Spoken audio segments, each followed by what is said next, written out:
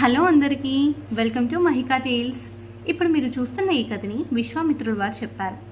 తన పేరు విష్ణుచిత్తుడు. ఈయనకి 9 మంది ఆడపిల్లలు.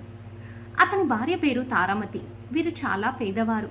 వీరు శుభకార్యాలతో వచ్చిన దక్షిణంతో జీవనం కొనసాగించేవారు.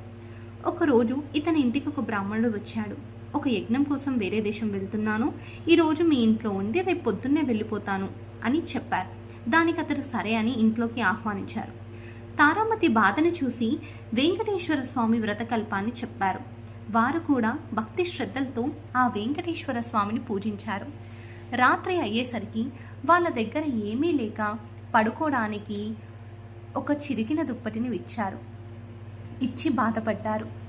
దానికి ఆ బ్రాహ్మణుడు ఏం పర్వాలేదు, నేను బయట వసారాలో పడుకుంటానని చెప్పి వెళ్ళిపోయారు. ఒక్కసారిగా వాతావరణంలో చాలా మార్పులయ్యాయి. చాలా పెద్ద వర్షం పడుతుంది. బయటికి వెళ్ళి చూద్దామంటే పెద్ద పెద్ద ఉరుములు మెరుపులు. వారికి ఒక్కటే చింతన, బయట ఉన్న బ్రాహ్మణుడు ఎలా ఉన్నాడని. పొద్దున వెళ్ళి చూసేసరికి అక్కడ బ్రాహ్మణుడు లేడు.